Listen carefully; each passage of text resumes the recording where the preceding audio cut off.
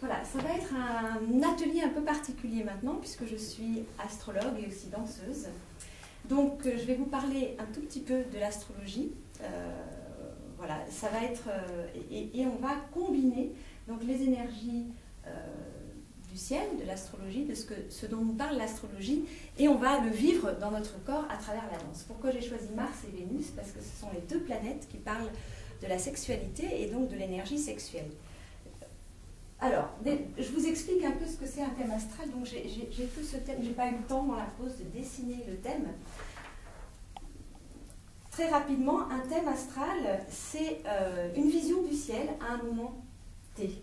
Voilà. À un moment T, les planètes sont disposées autour de la Terre d'une certaine façon, hein, et à chaque instant, les planètes sont à un endroit différent du ciel. Le repère céleste, dans lequel on repère la course des planètes autour du Soleil, c'est le zodiaque. Donc vous savez tous, plus ou moins, je suis de tel signe. Ça veut dire qu'au moment de votre naissance, le Soleil se trouvait dans tel signe du zodiaque. Ça, c'est le repère céleste, qui va indiquer effectivement la course des planètes dans le ciel autour du Soleil. Okay. Maintenant, le repère terrestre, ça va être les maisons. C'est-à-dire que comme la Terre tourne sur elle-même, on fait un petit peu d'astronomie quand même, obligatoirement avec l'astrologie, comme la Terre tourne sur elle-même, la façon dont on voit le zodiaque change, d'accord, en fonction de la journée. Et donc, ce qu'on appelle le signe ascendant, c'est le signe du zodiaque qui se lève si on projette une ligne sur l'horizon en fait de la Terre. Donc, comme la Terre tourne, le repère céleste va changer en fonction de l'heure de naissance. Ça change très vite. Hein. Ça va, ça aussi? Donc, en fonction de l'heure de naissance, vos planètes vont être disposées à différents endroits. Hein. Ça, on ne va pas l'aborder aujourd'hui, mais je vous explique globalement comment on regarde un thème astral. Et en fonction du moment, les planètes vont être dans un signe du zodiaque. On a 10 planètes, et donc, au moment de notre naissance, ces 10 planètes vont être réparties autour de nous, d'une certaine façon, qui va être pour chacun différent. C'est pour ça que c'est très important, l'heure de naissance et le lieu de naissance. C'est ça qui va déterminer où se trouvent les planètes. Pourquoi c'est si important? Puisqu'au moment de notre naissance, à l'endroit où nous sommes, c'est là qu'on imprime le monde. C'est le moment où nous allons naître au monde, au moment du premier souffle, mais c'est aussi le moment où le monde va naître à nous. Hein. Et donc, il y a cette synchronicité qui va exister tout au long de notre vie entre ce qui se passe dans le ciel et ce que nous allons réaliser ici sur Terre dans notre vie. Donc, le thème astral parle d'une certaine façon de notre potentiel, ce en quoi nous sommes uniques, marqués pour notre vie, hein, et ce que nous allons réaliser. Donc, c'est notre potentiel et c'est notre nature et c'est notre chemin de vie. Enfin, énormément d'informations sont indiquées dans le thème astral. Toutes ces planètes, alors je vais vous proposer une image pour comprendre de façon très simple ce thème astral. On peut dire que le thème astral symbolise le royaume, notre royaume potentiel en devenir. Nous sommes tous venus avec la réalisation potentielle d'un royaume. Hein. Et dans ce royaume, il y a plusieurs personnages. Hein. Le premier personnage très important que nous connaissons tous, donc, ça va être le roi du royaume, bien sûr. Et donc le roi, c'est le soleil dans notre thème astral. C'est pour ça qu'on connaît tous notre soleil. On est dans une civilisation extrêmement solaire où effectivement il s'agit de réussir, de briller, d'être autonome, etc. Donc le roi de chacun de votre royaume, c'est le soleil et il va être dans un signe. En fonction du signe où se trouve le personnage, il va avoir des caractéristiques différentes. Donc chaque personnage de notre royaume a une fonction, hein, le roi, machin, etc. Mais en fonction du signe où il se trouve, il va avoir un caractère et des caractéristiques particulières. Okay. Donc le roi de chacun est dans un signe, et effectivement le roi bélier n'aura pas les mêmes caractéristiques d'exprimer, de diriger son royaume que le roi Verseau, par exemple. Hein. Donc, il y aura d'autres caractéristiques. À côté du roi, deuxième personnage extrêmement important, c'est la reine. Et la reine, c'est la lune. Donc, même chose, la lune, dans votre thème, c'est la reine. C'est la façon dont vous allez épouser la vie au quotidien. C'est la façon dont vous allez vous adapter. C'est ce qui va être tout à fait naturel pour vous, votre rapport au corps, votre rapport vraiment au concret, au matériel, au quotidien.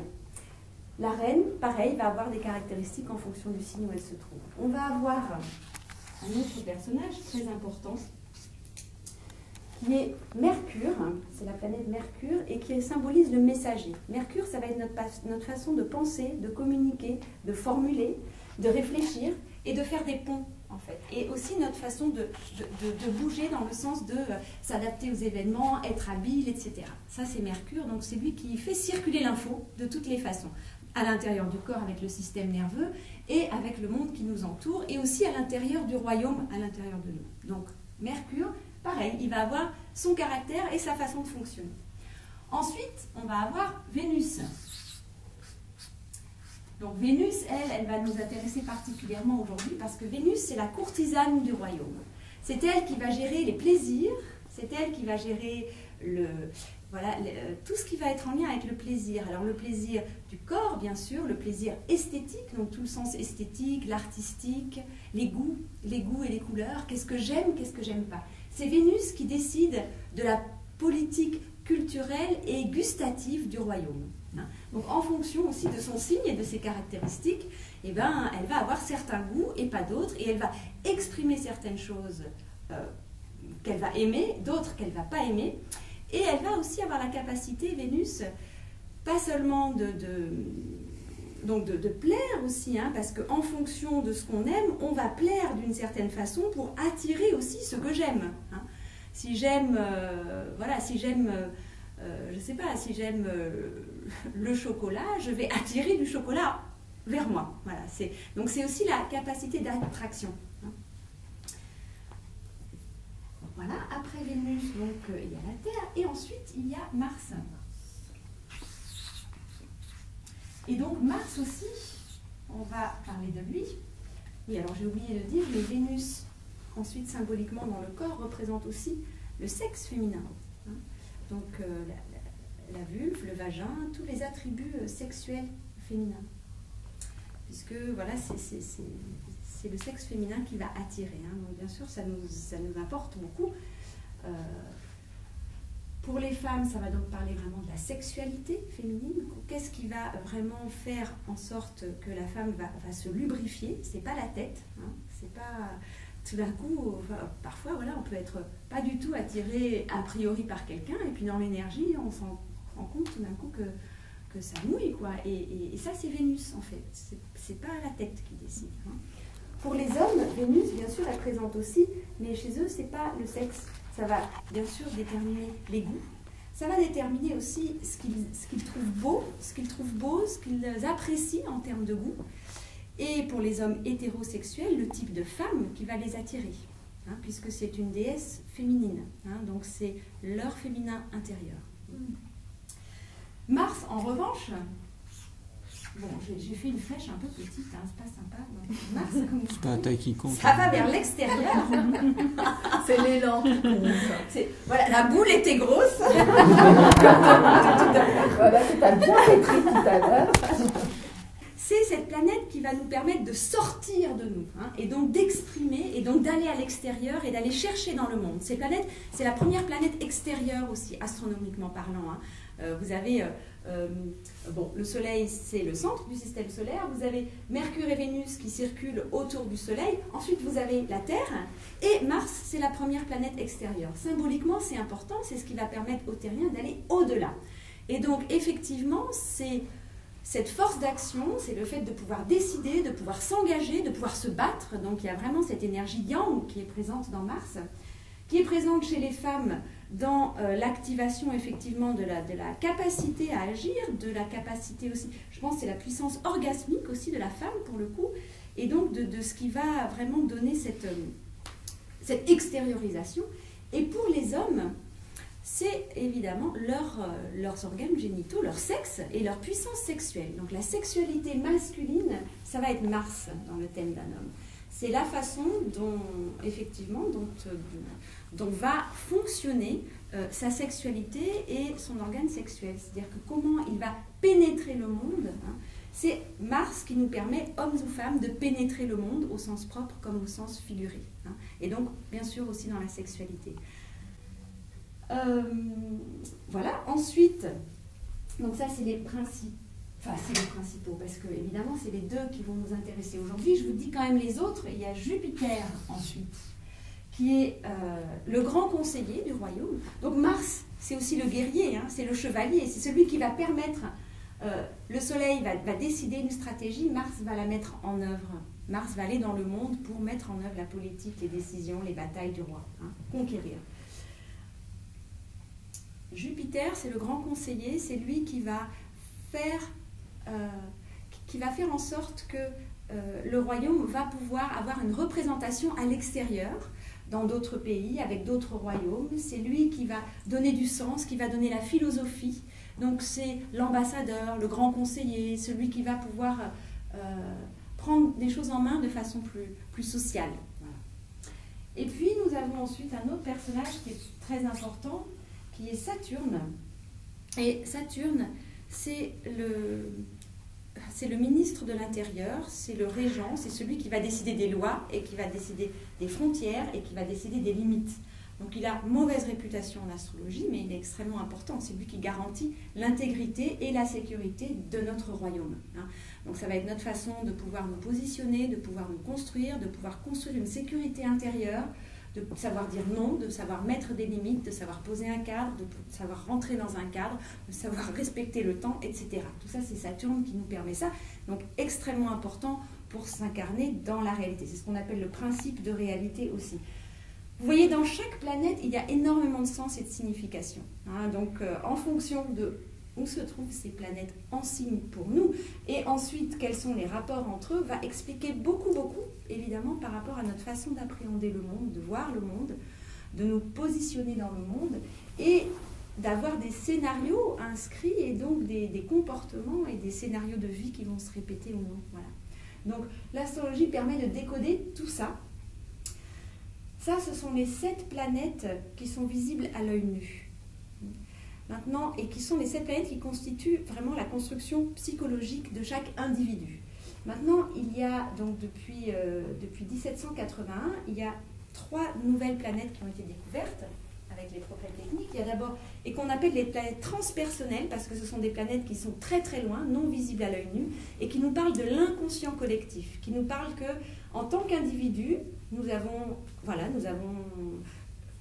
une vie avec une certaine durée, une personnalité, un caractère qui va être présent ici et maintenant, mais nous sommes aussi les outils quelque part d'un flot qui dépasse notre individu, notre vie individuelle, notre durée de vie individuelle, qui fait qu'on s'inscrit dans l'histoire de l'humanité. Et donc ces planètes-là, on les appelle les planètes transpersonnelles, transgénérationnelles. C'est de l'inconscient collectif dont on est aussi porteur et vecteur d'une certaine façon. Donc il y a Uranus. Uranus qui a un cycle de 84 ans, donc ça va, en une vie, on peut vivre Uranus. Uranus qui va amener les transformations nouvelles, voilà, c'est l'ouverture vers la nouveauté, c'est le grand révolutionnaire en fait du royaume. Nous avons Neptune, qui a un cycle de 124 ans, donc lui, en une vie, on ne peut pas faire le tour du zodiaque complètement, il ne touche pas tout notre thème en une vie, Neptune. Lui, c'est le grand mystique, ça va être les grands idéaux, hein, qui vont traverser l'humanité aussi. Hein. Et puis nous avons Pluton,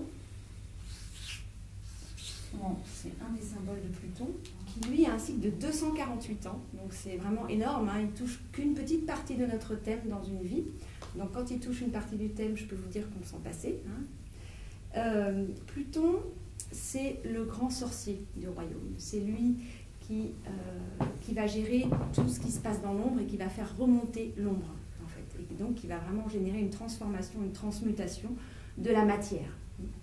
De la matière et donc bien évidemment de la conscience aussi. Hein. Toutes ces planètes sont en lien avec la conscience. Donc, nous aujourd'hui on va s'occuper de Mars et Vénus. Hein. Et vous avez compris donc que chacun de nous, hommes ou femmes, nous avons Mars et Vénus en nous. Hein. Si nous sommes femmes, c'est quand même Vénus dans notre sexualité qui va être en premier concernée, hein. Même si dans un deuxième temps, évidemment, dans la sexualité, Mars va aussi prendre le pas. Hein. Et chez l'homme, ça va être un peu le chemin inverse. L'homme, en premier lieu, il va bander, voilà, pareil, que la tête le veuille ou non, voilà, il y a des choses qui vont le faire bander ou pas, hein, et il va vouloir prendre, en fait, sa partenaire. Voilà, il va vouloir prendre une femme, prendre une femelle, et c'est ça qui dirige, voilà, c'est ça qui va diriger la fonction sexuelle chez l'homme. C'est pas l'amour, alors que chez la femme, c'est l'amour. Hein. Mais dans un deuxième temps, par contre, chez l'homme, effectivement, c'est l'amour qui va pouvoir advenir par rapport à la sexualité. Donc c'est tout le chemin qu'on apprend en tantra aussi, hein, tout ce cercle voilà, de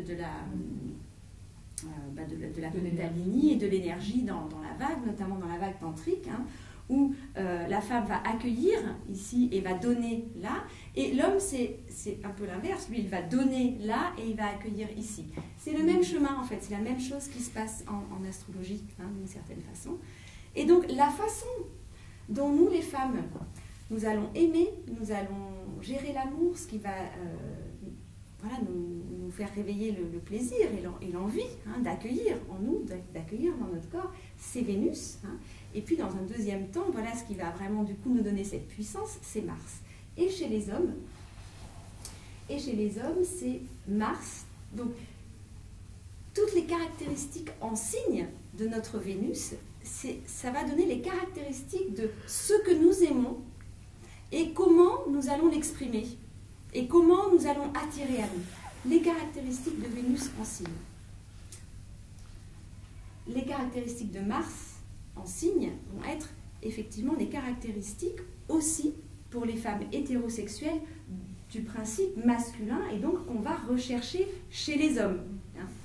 C'est-à-dire que puisque Mars à l'intérieur de nous est une part de la dynamique psychique masculine, c'est ce qu'on va rechercher chez l'homme à l'extérieur, puisque ça correspond à notre masculin intérieur. Donc on va aimer à la façon Vénus, mais on va attirer beaucoup plus inconsciemment aussi des Mars tels que notre Mars est dans notre thème.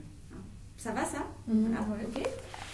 Et donc pour les hommes, Mars en signe va être vraiment l'expression de leur virilité naturelle, spontanée en fait.